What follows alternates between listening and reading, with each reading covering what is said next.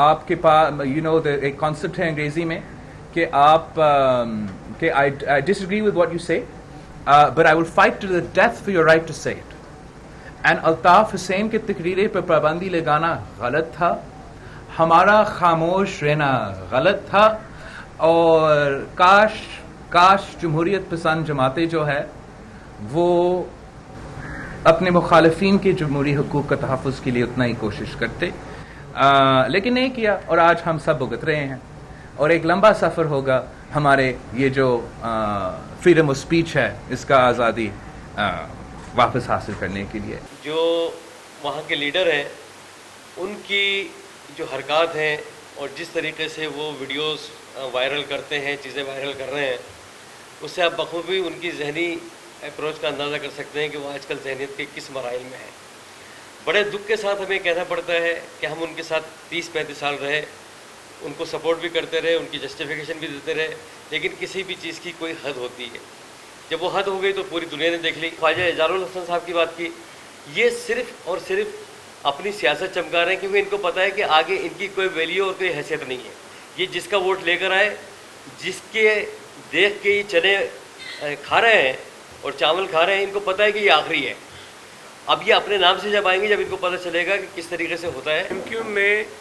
دو قسم کے ونگ ہیں، ایک وہ ہیں جو ملیٹنسی میں انوالو ہیں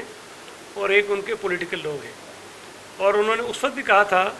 کہ ایم کیو ایم کے جو سیاسی لوگ ہیں ان کے ساتھ ہم بات چیت کرتے رہیں گے اور ان سے رابطہ رکھیں گے، اس لیے کہ پولیٹیکل لوگوں سے رابطہ کرنا، ان کو سیاسی دائرے میں لے کر آنا کوئی غلط بات نہیں ہے، ان کو اسپیس دینی چاہیے، ان کو گنجائش ہونی چاہیے کہ وہ کام کریں۔ کراچی شہر میں پچھلے کچھ برسوں سے جب حالات بہتر ہوئے ہیں تو آپ نے دیکھا ہوگا کہ بہت سارے لوگ جو شاید ماضی کے حالات میں ایم کیو ایم چھوڑنے کا یا کسی اور پارٹی کو جوائن کرنے کا تصور نہیں کر سکتے تھے، انہوں نے اپنی ول سے، اپنی خواہش کے مطابق سیاسی پارٹیاں جوائن کی اور وہ ان سیاسی جماعتوں میں کام کر رہے ہیں۔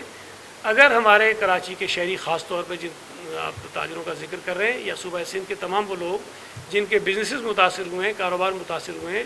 اگر تھوڑا سا اور اس پر وہ برداشت کر لیں گے اس کو، تو مجھے امید ہے کہ یہ نمبر ہمارا کافی نیچے آ جائے گا، اور اس کے بعد پھر ظاہر ہے کہ تمام چیزیں ہم آرام سے آگے بڑھا سکتے ہیں۔ تو اگر معاشی طور پر کسی کو نقصان پہنچا ہے تو وہ ضرور پہنچا ہوگا، میں اسے انکار نہیں کرتا، لیکن حکومت نے یہ فیصلے نہ چاہتے ہوئے کیے ہیں اور یہ مجبوری میں کیے تھے۔ اگر اس کو کوئی ہماری سیاسی مخالف جو ہیں اس کو ایکسپلائٹ کرنا چاہتے ہیں، لوگوں کے جذبات سے کھیلنا چاہتے ہیں، اس کو اپنی پولیٹیکل پوائنٹ اسکورنگ کے لیے استعمال کرنا چاہتے ہیں، تو یہ میں سمجھتا ہوں کہ یہ کراچی کے خاص طور پہ جو وہ لوگ جن کی یہ نمائندگی کا دعویٰ کرتے ہیں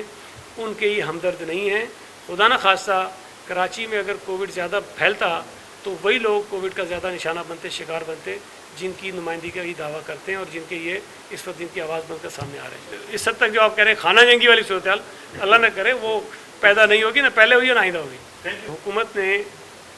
جو بھی کچھ سخت فیصلے کیے جس سے لوگوں کو معاشی طور پہ نقصان پہنچ رہا ہے، وہ خوشی سے نہیں کیے اور بڑی ایک مشکل صورتحال کا سامنا کرتے ہوئے کیے ہیں، اس لیے کہ اگر کووڈ کی صورتحال خراب ہوتی ہے تو ہمارے ہی صوبے کے لوگ، ہمارے ہی شہر کے لوگ اس کی زد میں آتے اور پھر شاید نقصان زیادہ ہوتا، معیشت کا بھی نقصان ہوتا، صحت کا بھی نقصان ہوتا۔ تو حکومت نے جو فیصلہ کیا وہ کوئی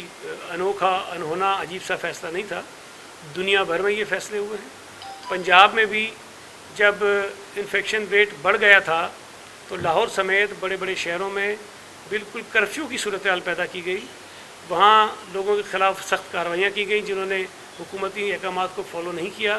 لیکن آپ نے دیکھا کہ ان سخت فیصلوں کے نتیجے میں لاہور سمیت پنجاب کے کئی شہروں میں جو کووڈ کی صورتحال تھی وہ کنٹرول میں آئی۔ تو اگر صوبہ سندھ میں بھی جب کراچی میں خاص طور پہ، حیدرآباد میں خاص طور پہ، اور پھر تیسرے نمبر پہ سکھر میں نمبرز بڑھنے لگے تو یا تو حکومت آنکھ بند کیے بیٹھی رہتی یا پھر یہ کہ کچھ سخت فیصلے کرتی جس کی وجہ سے ہم کنٹرول کرنے کی کوشش کرتے ہیں۔ صوبہ سندھ کی حکومت نے پچھلے 10-12 دنوں میں جو کچھ سخت فیصلے کیے ہیں اس کی بنا پر آپ کا جو انفیکشن ریٹ تھا وہ کم ہوا ہے۔ صوبہ سندھ کا پہلے سے ہی یہ پلان تھا کہ ہماری 9ویں 10ویں 11ویں 12ویں جماعت کے جو ایگزامس ہیں وہ جولائی کے مہینے میں ہوں گے۔ باقی صوبوں کا مختلف تھا، وہ پہلے کر رہے تھے اس لیے ان کو پریشانی ہوئی، اور وہ اس کو ریشیڈیول کر رہے ہیں. ہمارا پلان ابھی تک جو ہے وہ جولائی کے مہینے کا ہی ہے, اور انشاءاللہ تعالیٰ اللہ نے چاہا تو یہ کووڈ کی صورتحال کچھ بہتر ہو جائے گی اور ہم اس پوزیشن میں ہوں گے کہ ہم جولائی کے مہینے میں یہ ایگزامس کروا لیں. تھوڑا سا دن آگے پیچھے ہو سکتے ہیں, وہ ہم کچھ دنوں میں بتا دیں گے, لیکن ہمارا جو طریقہ کار ہے وہ ہماری مختلف ماہرین کی کمیٹیز ہیں, ہم ان سے مشاورت کرتے ہیں, پھر جو ماہرین ہمیں ایڈوائز کرتے ہیں اس کی روشنی میں ہم فیصلہ کرتے ہیں. تو آج بھی اس وقت ایک میٹنگ ہو رہی ہے اور وہ پھر رپورٹ ہمیں سبمٹ کریں گے ڈپارٹمنٹ کو, اور پھر اس کے مطابق ہم چیزوں کو آگے بڑھائیں گے.